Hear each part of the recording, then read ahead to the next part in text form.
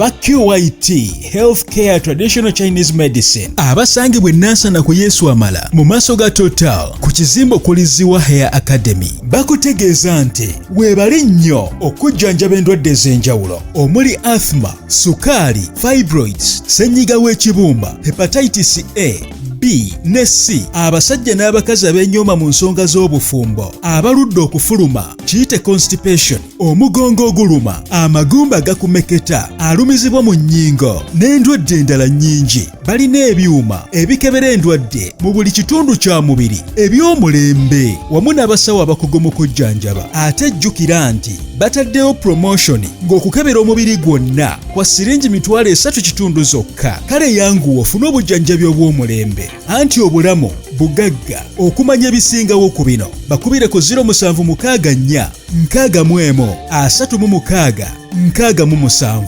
Amanya gange nze Kibira Hassan okuva mu Kibira Construction Company Limited.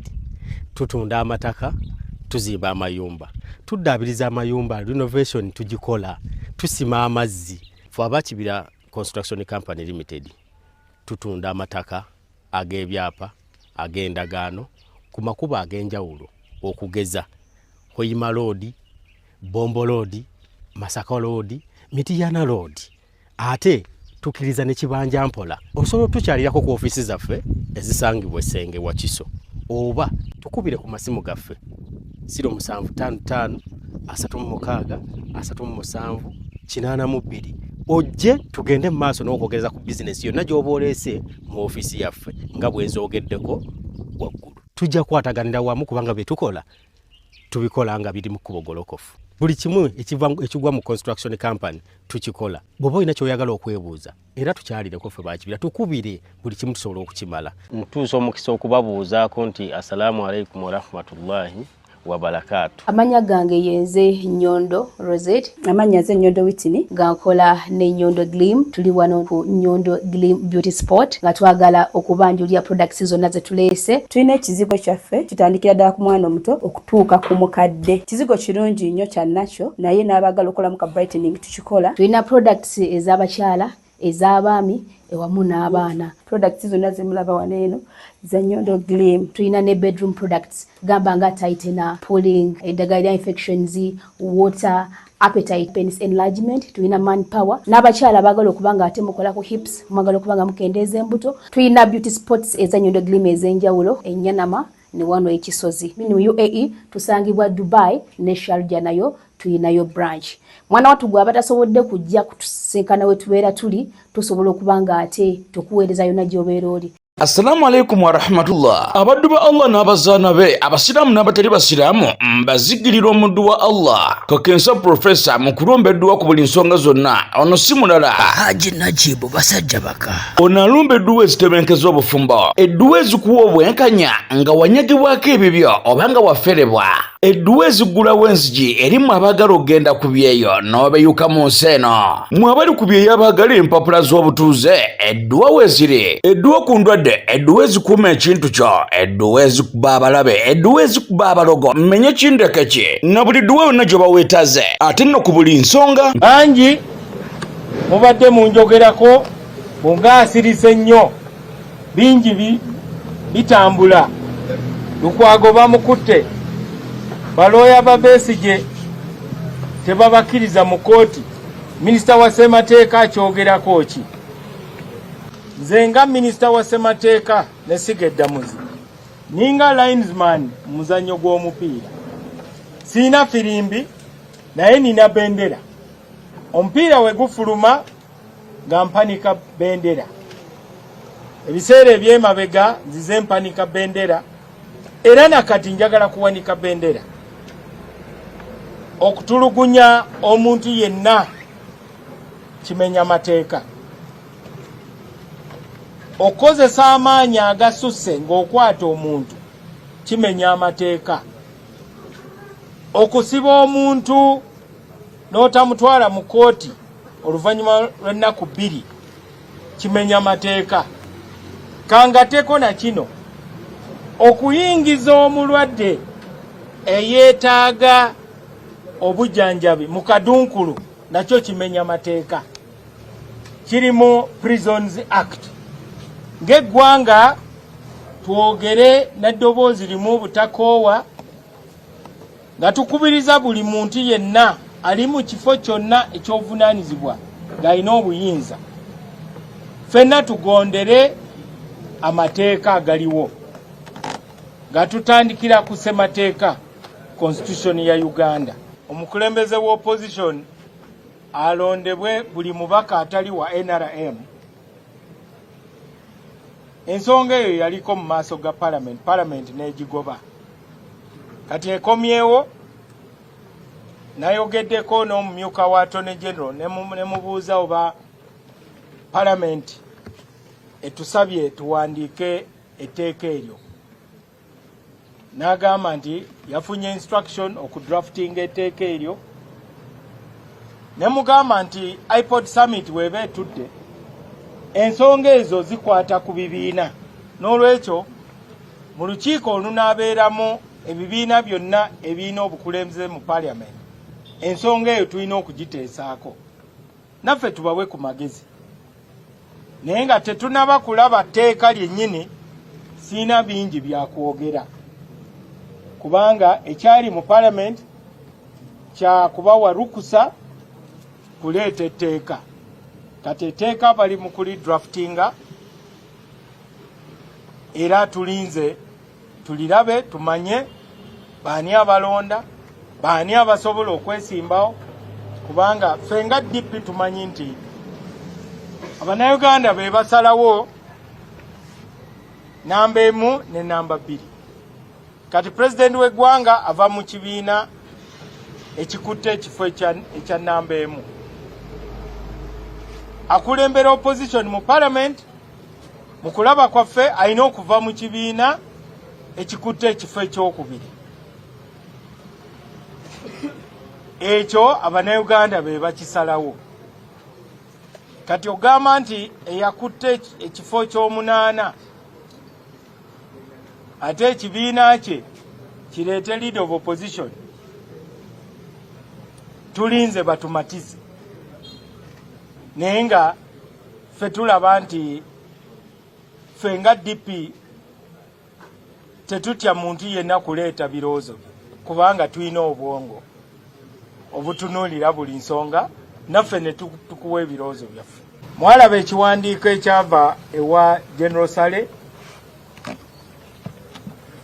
nge egamba omuduumizi w'eggye lya Uganda CDF ansisinkane abeeko byambuulira ku bigenda mu maaso, kubanga abirimu nnyo. Ebiseera ebisinga ffe ba civilian tulaba ebintu aba security bye bakola, bw'oba nga tebatubuulidde oluusi tetubitegeera. Mujjukira 2020 mu mwezi gwa November waaliwo vaawo mpitewo okwekalakaasa, abajaasi ne poliisi ne batta abantu bangi. Oluvannyuma ne wabaawo operation omwakwatibwa abantu bangi nnyo nnyo. Naye oluvannyuma President w'eggwanga yatuwa briefing mu iPod n'atugamba nti aba security baawuliriza essimu eyali wakati w'omukulembeze wa NUP n'omuzungu bwe yali akubidde, ng'amugamba nti ye UN ejja ddi okufulumya Museveni, nga yeesigamye ku chapter 7 ey'amateeka ga UN, kubanga amateeka ga UN mulimu ebigamba nti eggwanga lyonna lyonna we litandika okutulugunya abantu mu ngeri eyitiridde, amawanga amagatte gasobola okujja ne gataasa abantu nga bakozesa amagye oba amaanyi. Kati oli omuzungu n'agamba munnaffe omukulembeze wa NUP ti ekyokubaawo mulina okunga abantu wabeerewo okwekalakaasa okw'amaanyi, abantu mitwalo na mitwalo. Kati abantu abasukka mu 5 we battibwa, awo UN esobola okuvaayo. Kati wobeera nga gw'oli mu gavumenti ng'abantu bakwasa obuyinza okulembera eggwanga awo okolawo ki? Obaleka ne bakunga ne bajja ku makubo ne babakuba amasasi, oba onoonya abakulembeze baabwe pulaani n'ogirinnyamu. Era kye baasalawo mujjukira mu gw'ekumi Novemba 2020 eyali amyuka omuduumizi wa poliisi baamugoba General Sabit Muzeeyi, ne waleetebwawo General Lokech. Kati ebibiina oba ebibinja ebisatu ebyali bikulembera puroguramu eyo ey'okwekalakaasa mwalimu bodaboda 2010 nga ba NRM naye nga banyiivu olw'okuba mukama bwe baali bamufulumiza kale kayula. Ne mbeeramu aba NUP, abo nno tebaali b'amaanyi nnyo mu kwogera mazima, baali babisi, bye baayingiramu baali tebabitegeera bulungi. Ne wabeerawo aba P10 tiimu ya Kano Besigye. Kati aba security ne basalawo okukwata ba ring leaders abakulembeze. Ekyembi ate naffe mu gavumenti kye twejjusa ti abamu nakati tebalabikangako. Muwulidde statement ezaava mu internal affairs n'eza mu office ya prime minister. Gavumenti erina obuvunaanyizibwa okukuuma buli munnayuganda. N'olwekyo zino ensonga tukyalina kuzoogerako, naye ng'ekikulu ekyakolebwa okulinnya eggere mu puroguramu eyo tibaalemesa kiri kye baali bateesa okuleeta abantu okwekalakaasa bangi basobole okuttibwa. Kati aba security bwe batunnyonnyola ensonga tuzitegeera, era n'ebibaddewo tugenda kutuula nabo. Sinze nzekka naye ng'akakiiko akavunaanyizibwa mu kabinet ku nsonga z'eddembe ly'obuntu. Nze nkulembera akakiiko ako. Omumyuka wange ye Minister wa Internal Affairs, abalala Minister wa Defense, Foreign Affairs, Local Government, Gender, Labour and Social Development, ne mubeeramu Government Chief Whip ne ex-official Secretary General wa NRM n'ogattako Attorney General. Sigamba nti bagenda kutuula ne Norbert Mao. Nasabye tutuule ng'akakiiko ako nga mulimu ba ministers abo benjogedde. Bwe banaaba batunnyonnyodde tujja kutangaaza eggwanga, naye nga buli muntu yenna alina obuyinza mu ggwanga lino alayira okukuuma ssemateeka wa Uganda.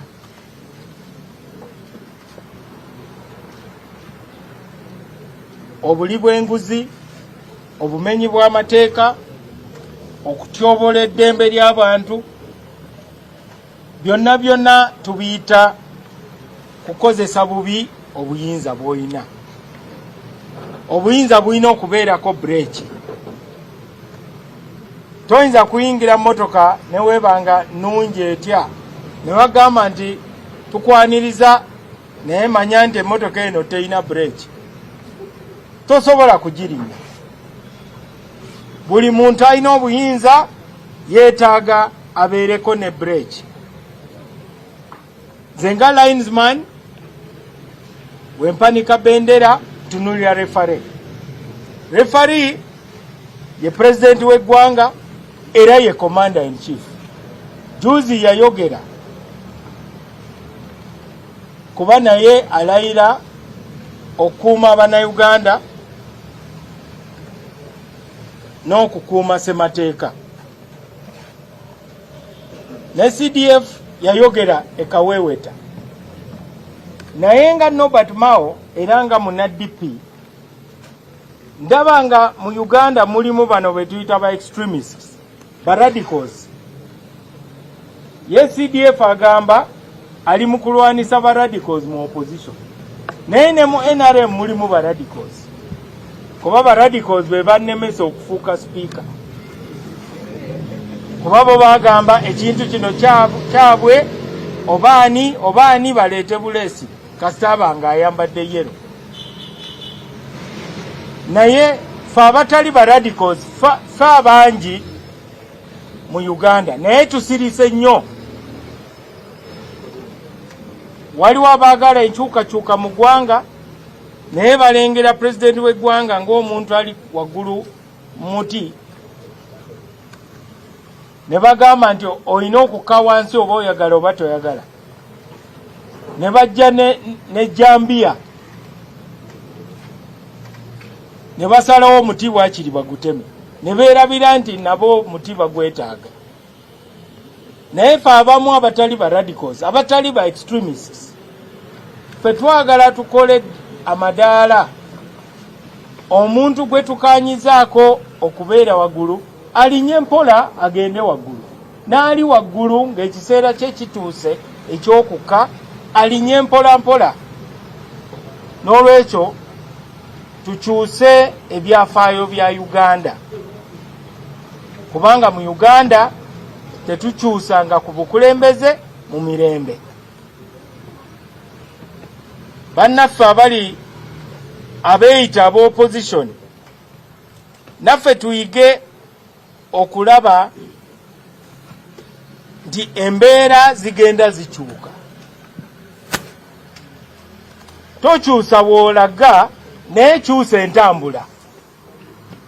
Tolemera mu Land Cruiser yo ng'osanzeyo ennyanja, awo weetaaga lyato. Toyinza kulemera ku nnyanja n'ogamba nti lazima Land Cruiser erina okugenda, waakiri nzimba olutindo. Ffe nga DP tetukyusa gye tulaga naye tukyusa engeri gye tutambulamu. Ate tulabula abo abatuwogerera, buli kimu mu DP tukirabye. Pulira aboogera okubutujju. Ffe nno ba MP baffe baabakubanga masasi misana tuku. Nga Sebugwawo ow'Emubende, Muhindo ow'Ekasese. W'obalaba na DP abaabonaabona mu makomera.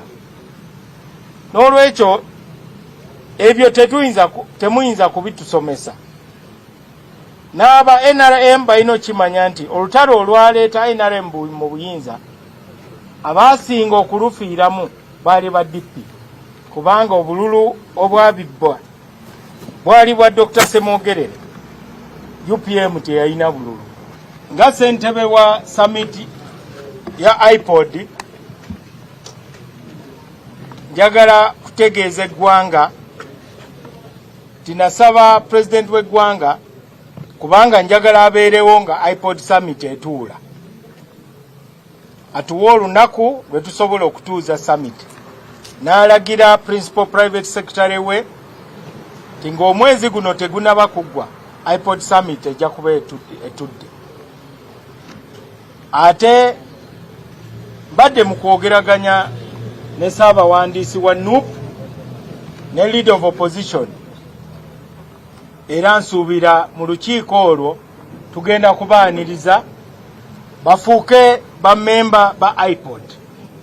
iPod tekitegeeza nti tujja kkaanya ku buli kimu, naye nga tulabika bulungi ng'Abannayuganda mu kifo ky'okulwana nga twogeraganya. Nti iPod bwetuula tugenda kwogera ku nsonga zonna ez'enguzi, ez'okutulugunya abantu, etteeka lino lye baleeta, engeri leader of opposition gyalondebwa, n'ensonga z'abasibe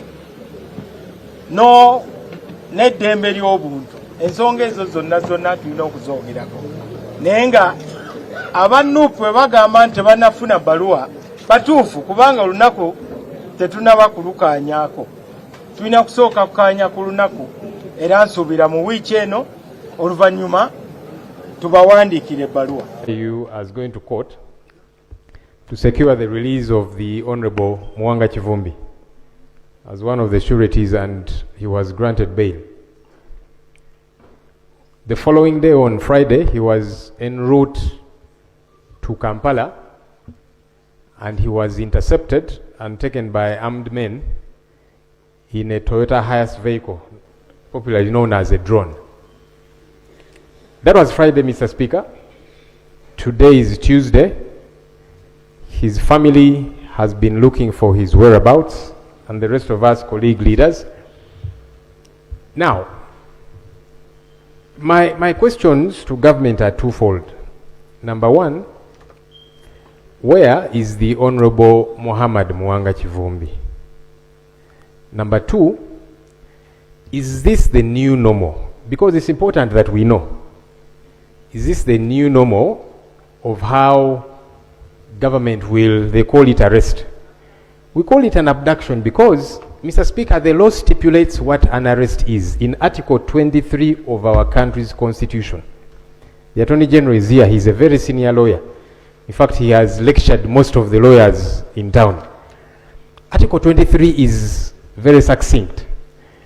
How somebody gets to be arrested, where they are taken, to police first, and thereafter, within 48 hours, produced in court. Mr. Speaker, I have seen some people say that Honorable Mwanga Kivumbi was picked up because of a tough speech he gave when he went back to his constituency.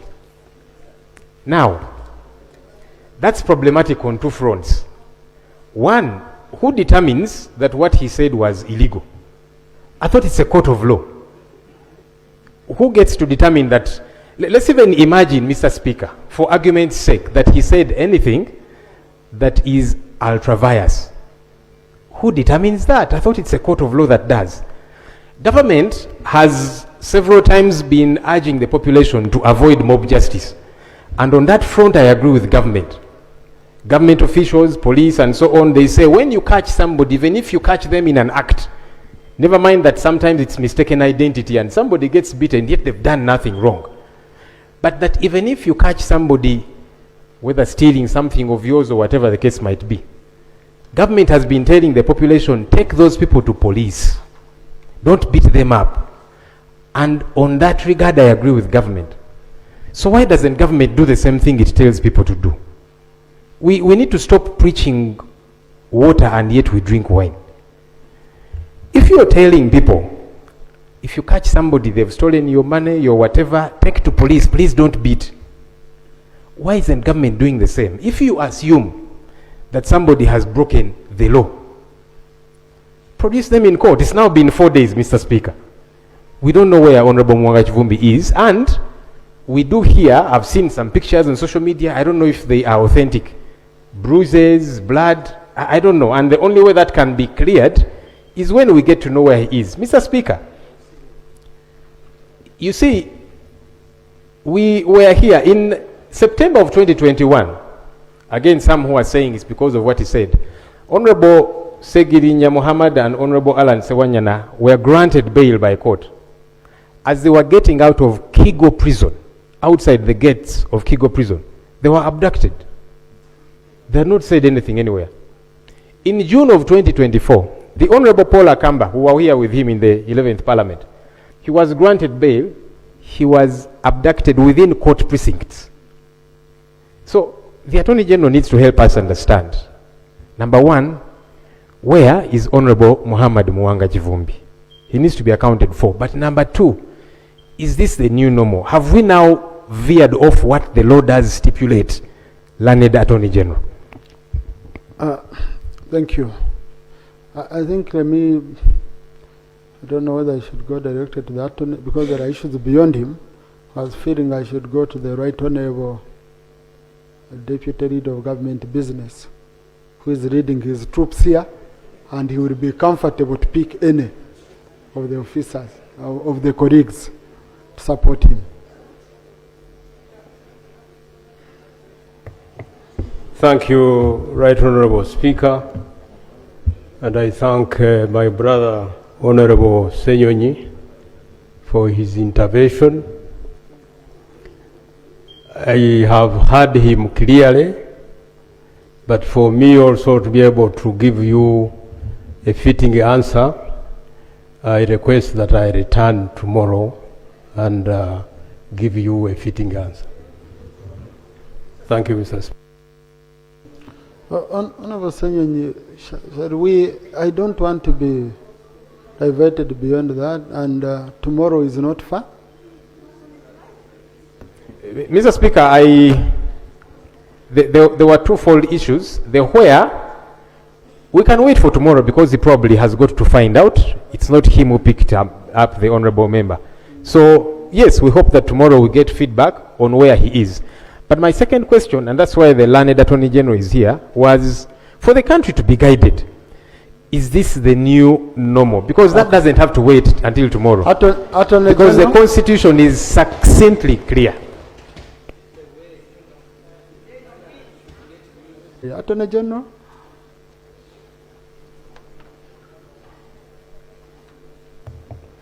I thank you, Right Honourable Speaker, and I thank the Leader of Opposition for his query, which I'm trying to answer as ably as I can do this moment. Mr. Speaker, the term new normal or old normal does not exist in my legal vocabulary. As far as I know, this Parliament and this country is under a dispensation of constitutionalism. And I have that constitution in my hands here. And where it regards to the liberty of every Ugandan, it is here, very clear, in Article 23, and I can read... Please, can I have order in the House? Please. And I can read specifically 23, Article 2, for the members of this Honourable Parliament. A person arrested, restricted, or detained shall be kept in a place authorized by law. That's the Constitution. A person, now sub-article 3, a person arrested, restricted, or detained shall be informed immediately in a language that the person understands of the reason of the arrest, restriction, or detention, of his or her right to a lawyer of his or her choice. A person arrested or detained, for the purpose of bringing him or her before a court in execution of the order of court. Mr. Speaker, I don't have the facts of the arrest or alleged arrest. All I know is that we are under a constitutional dispensation. And Mr. Kivumbi has these rights, and they are protected. And as the leader, government business has indicated, tomorrow we shall be here before Parliament and give all the facts, and we shall ensure that this Constitution, which we all swore to protect, is protected. I submit, Right Honourable Speaker. aba QYT Healthcare Traditional Chinese Medicine abasangibwa Nansana ku Yesu Amala mu maaso ga Total ku kizimbo okuliziwa Hair Academy bakutegeeza nti weebali nnyo okujjanjaba endwadde ez'enjawulo omuli asthma, sukaali, fibroids, ssenyiga w'ekibumba, hepatitis A, B ne C, abasajja n'abakazi ab'enyooma mu nsonga z'obufumbo, abaludde okufuluma kiyite constipation, omugongo oguluma, amagumba gakumeketa, alumizibwa mu nnyingo n'endwadde endala nnyingi. balina ebyuma ebikebera endwadde mu buli kitundu kya mubiri eby'omulembe wamu n'abasawo abakugu mu kujjanjaba. Ate jjukira nti bataddewo Promotion ng'okukebera omubiri gwonna kwa siringi mitwalo 3 zokka. Kale yanguwa ofune obujjanjabi obw'omulembe. Anti obulamu bugagga. Okumanya ebisingawo ku bino bakubire ku 0764 Amanya gange nze Kibira Hassan okuva mu Kibira Construction Company Limited. Tutunda amataka, tuzimba amayumba, tuddaabiriza amayumba, renovation tugikola, tusima amazzi. Fwaba Kibira Construction Company Limited tutunda amataka ag'ebyapa, ag'endagaano ku makubo ag'enjawulo okugeza Hoima Road, Bombo Road, Masaka Road, Mitiyana Road.